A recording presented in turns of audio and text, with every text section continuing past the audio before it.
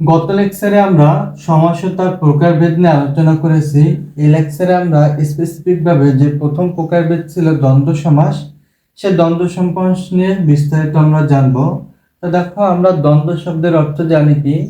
দ্বন্দ্ব শব্দের অর্থ জানি হচ্ছে আমরা বিরোধ বা দুই পক্ষের ভিতর প্রতিযোগিতা। কিন্তু দ্বন্দ্ব সমাসের ক্ষেত্রে দ্বন্দ্ব শব্দের অর্থ দ্বারা হচ্ছে জোড়া, বা দ্বন্দ্ব শব্দের অর্থ দ্বারা হচ্ছে সম্পর্কযুক্ত। এই দ্বন্দ্ব সমাসক্রম আবার অনেকগুলো ভাগে বিভক্ত, সেগুলো আমরা আস্তে আস্তে জানবো। তা আমরা পেলাম এর আগের লেকচারে দেখেছিলাম যে দ্বন্দ্ব সমাসের ক্ষেত্রে পূর্বপদ ও পরপদ উভয় পদের হচ্ছে অর্থের প্রাধান্য থাকে। আবার দ্বন্দ্ব সমাসের আর একটা বৈশিষ্ট্য কি, দ্বন্দ্ব সমাসের ক্ষেত্রে যে দুইটি পদ থাকে, দুটি পদে হচ্ছে নাউন বা বিশেষ্য হয়ে থাকে। তা দেখো, আমরা দ্বন্দ্ব সমাসের প্রকারভেদ নিয়ে আলোচনা করি, তাহলে বাকিটুকু এমনিতেই বুঝে যাব। প্রথম যে দ্বন্দ্ব সমাস আছে সেটা হচ্ছে মিলনার্থক দ্বন্দ্ব সমাস। আমরা জানি কি মিলন শব্দের অর্থ কি? সম্পর্ক, তাই না? তাহলে যদি সম্পর্কযুক্ত কোনো সমাস হয় বা সম্পর্কযুক্ত কোনো দ্বন্দ্ব সমাস থাকে, তবে তাকে আমরা বলবো মিলনার্থক দ্বন্দ্ব সমাস। যেরকম দেখো, মা বাবার মধ্যে একটা সম্পর্ক আছে, মশা মাছের মধ্যে সম্পর্ক আছে, সোনা রূপার মধ্যে সম্পর্ক আছে। তারপরে আমরা আলোচনা করবো সমার্থক দ্বন্দ্ব নিয়ে। সমার্থক মানে কি? একই অর্থ, তাই না? যেমন দেখো, ঘরও যা বাজো কলম তাই, বইও যা পুস্তক তাই, চিঠিও যা পত্র তাই। তাহলে এই ধরনের সমাসকে আমরা বলবো হচ্ছে সমার্থক দ্বন্দ্ব সমাস। এরপর হচ্ছে বিরোধাত্মক দ্বন্দ্ব। বিরোধাত্মক দ্বন্দ্ব মানে কি? একটা বিরোধী ভাব থাকবে বা বিরোধের ভাব থাকবে। যেরকম দেখো, স্বর্গ নরক কি? পরস্পর বিরোধী। দা কুমড়া কি? পরস্পর বিরোধ ভাব। অহিনকুল কি? পরস্পর বিরোধ ভাব। এবার দেখো, আমরা বিপরীতার্থক দ্বন্দ্ব নিয়ে আলোচনা করব। বিপরীতার্থক দ্বন্দ্ব মানে কি? একটা অপরটার বিপরীত হবে। যেরকম ভালোর বিপরীত কি? মন্দ, জমার বিপরীত কি? খরচ, দিনের বিপরীত কি? রাত। এখানে দেখলাম সবগুলোই নাউন বা বিশেষ্য। কারণ আমরা এই যে বলছিলাম না যে দ্বন্দ্ব সমাসের ক্ষেত্রে উভয় পদই হচ্ছে বিশেষ্য হয়, আবার উভয় পদই হচ্ছে প্রাধান্য থাকে। পূর্ব পদের যেরকম প্রাধান্য, পরপদে ঠিক সেরকম প্রাধান্য পায়। এরপরে দেখো, আমরা সংখ্যাবাচক দ্বন্দ্ব নিয়ে আলোচনা করব।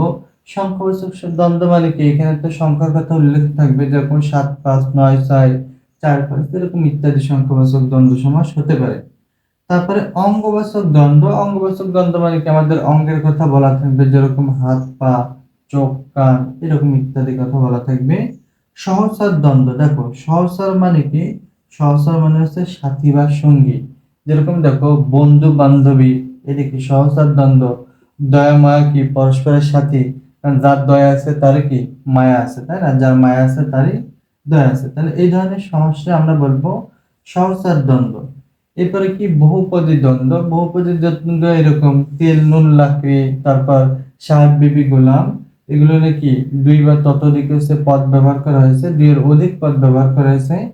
তাই আমরা এই ধরনের দ্বন্দ্বরে আমরা বলবো বহুপদী দ্বন্দ্ব, ঠিক আছে? আর তেল নুন লাকড়ি কলাম একই সাথে সম্পর্কযুক্ত, আর সাহেব বিবি গোলামও কলাম একই সাথে সম্পর্কযুক্ত। তো এই ধরনের দ্বন্দ্বরে আমরা বলবো বহুপদী দ্বন্দ্ব। এরপর আছে একশেষ দ্বন্দ্ব। একশেষ দ্বন্দ্ব কি? শেষের যেটা আছে, শেষের পদটা আছে বেশি প্রাধান্য পায়।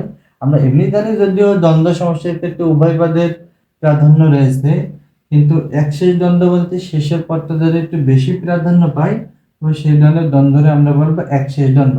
যেরকম দেখো, রাজা প্রজা, যদি প্রজা না থাকতো রাজা কি আসতো? আসতো না। গুরু শিষ্য, শিষ্যই যদি না থাকে তাহলে গুরু আসবে কোথা থেকে? এই জায়গায় পেলাম শিষ্যরা একটু বেশি প্রাধান্য পাচ্ছে, গুরু হচ্ছে তুলনামূলক একটু কম, কিন্তু উভয় প্রাধান্য পাচ্ছে। প্রজাও একটু বেশি প্রাধান্য পাচ্ছে, রাজা একটু নয় কম পাচ্ছে, কিন্তু উভয় কলম প্রাধান্য পাচ্ছে। তারপরে আছে বিশেষ্য পদের দ্বন্দ্ব। বিশেষ্য পদের দ্বন্দ্ব কিরকম? দুটি বিশেষ্য থাকবে, যেরকম রহিম করিম ধান পাট, এগুলো কি? বিশেষ্য পদের দ্বন্দ্ব। আর বিশেষণ পদের দ্বন্দ্ব কিরকম? দুটোটা হচ্ছে বিশেষণ থাকবে, যেরকম দেখো, ছোট বড় কম বেশি, এগুলো হচ্ছে বিশেষণ পদের দ্বন্দ্ব। যদিও আমরা কলম জানি যে দ্বন্দ্ব সমস্যার ক্ষেত্রে দুটি পদই হচ্ছে বিশেষ হয়, কিন্তু আমরা কলম এটাও জানি বিশেষণগুলো মাঝে মাঝে বিশেষ হিসেবে ব্যবহৃত হয়। এই দেখো, ছোট বড় সাধারণত আমরা বিশেষণ হিসেবে ব্যবহার করি, কিন্তু আমরা যদি শুধু ছোট বড় বলি, কারোর দোষ গুণ অবস্থা সংখ্যা পরিমাপ না প্রকাশ করে জাস্ট আমরা যদি বলি ছোট বড়, তখন সেটা কলম হয়ে যায় আসলে বিশেষ্য। কিন্তু এগুলো তো মূলত বিশেষণ হিসেবে ব্যবহৃত হয়, তাই আমরা এগুলো নিয়ে বললাম বিশেষণ পদের দ্বন্দ্ব। অনুরূপভাবে কলম ক্রিয়াপদের দ্বন্দ্ব, এমন লেখাপড়া, এগুলো কি? ক্রিয়াপদ, লেখাও একটা ক্রিয়াপদ ব্যবহৃত হয়, পড়াও ক্রিয়াপদে ব্যবহৃত হয়, চলাও ক্রিয়াপদে ব্যবহৃত হয়, ফেরাও ক্রিয়াপদে ব্যবহৃত হয়। কিন্তু যেহেতু লেখাপড়া চলাফেরা এইটা কোনো বাক্যে ব্যবহৃত না হয়ে ক্রিয়া বোঝাচ্ছে না, কিন্তু আসলে এগুলোর ব্যবহার সাধারণত আমরা ক্রিয়াপদেই দেখে থাকি, এই জন্য আমরা বলবো একে ক্রিয়াপদের দ্বন্দ্ব। তারপর ক্রিয়া বিশেষণ তো অনেকটা অ্যাডভার্বের মতো, যেরকম ধীরে সুস্থে, তাই না? সর্বনাম পদের দ্বন্দ্ব কিরকম? যিনি, তিনি, যে, সে, তারপর আর যেগুলো আছে।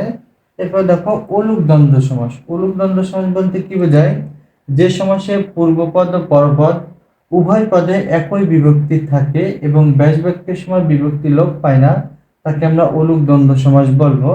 যেরকম দেখো দেশে বিদেশে, এটা যদি আমরা ব্যাস বাক্য করি তখন হবে কি দেশ ও বিদেশে।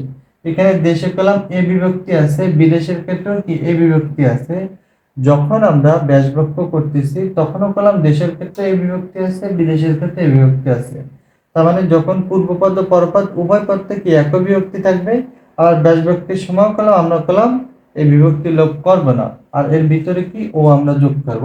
ও আরেকটা কথা বলতে ভুলে গেছিলাম, যে দ্বন্দ্ব সমাস তৈরি করতে গেলে বা দ্বন্দ্ব সমাসের ব্যাস বাক্য যখন আমরা করব, তখন ও এবং আর এই তিনটি আমরা যদি যোগ করি তখন হচ্ছে দ্বন্দ্ব সমাসের ব্যাস বাক্য করা যায়।